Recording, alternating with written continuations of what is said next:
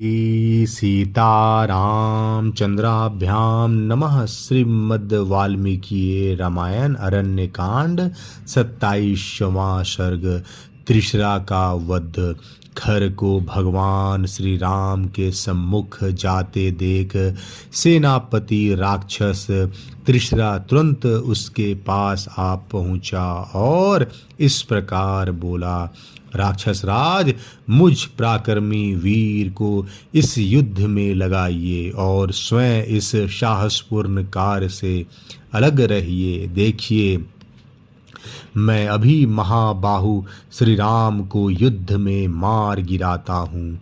आपके सामने मैं सच्ची प्रतिज्ञा करता हूँ और अपने हथियार छूकर शपथ खाता हूँ कि जो समस्त राक्षसों के लिए वध के योग्य है, उन राम का मैं अवश्य वध करूँगा।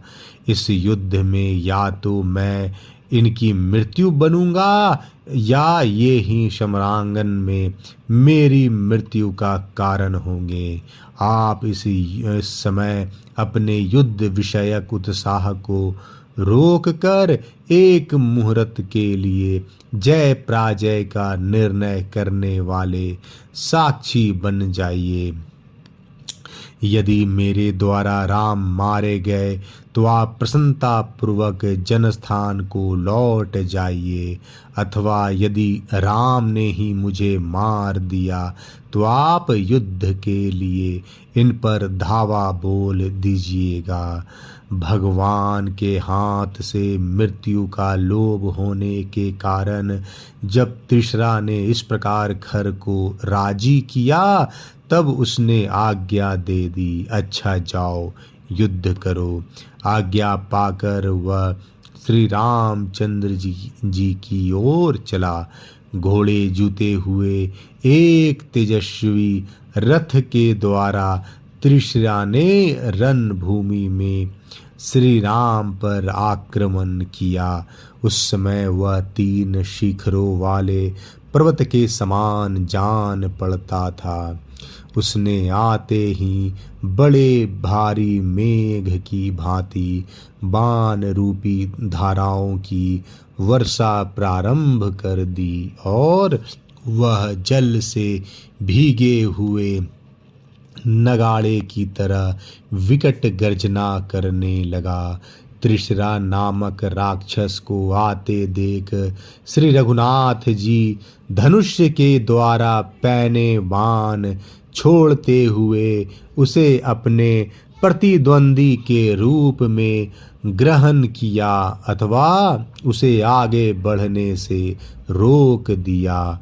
अत्यंत बलशाली श्री राम और त्रिशरा का वह संग्राम महाबली सिंह और गजराज के युद्ध के भांति बड़ा भयंकर प्रतीत होता था।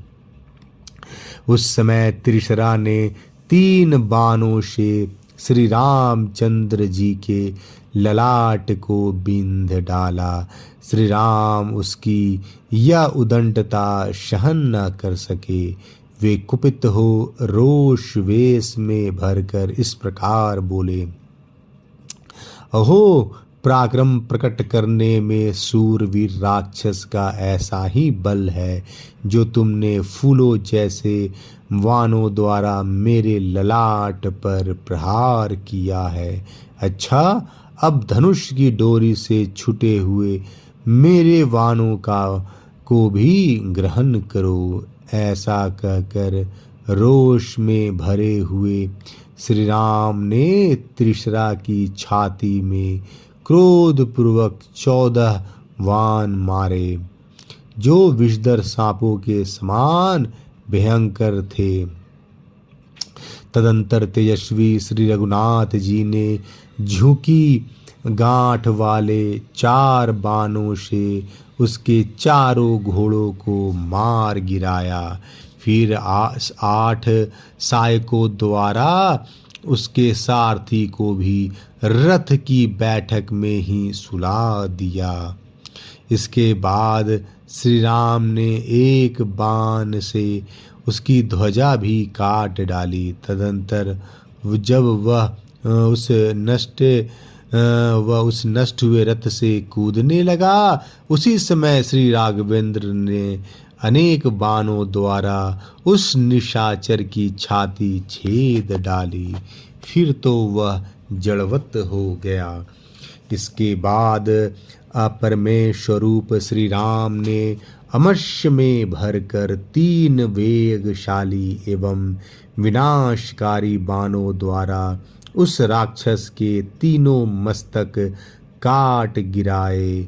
सम्रांगन में खड़ा हुआ वह निशाचर श्री रामचंद्र जी के बाणों से पीड़ित हो अपने धड़ से भाप सहित रुधिर उगलता हुआ पहले गिरे हुए मस्तकों के साथ ही धराशाही हो गया।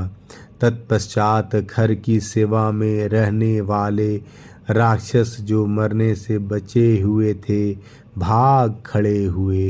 वे व्याघ्र से डरे हुए मृगों के समान भागते ही चले जाते थे, खड़े नहीं होते थे। उन्हें भागते देख रोष में भरे हुए खर ने तुरंत लौट आया और जैसे राहु चंद्रमा पर आक्रमण करता है उसी प्रकार उसने श्री राम पर ही धावा किया।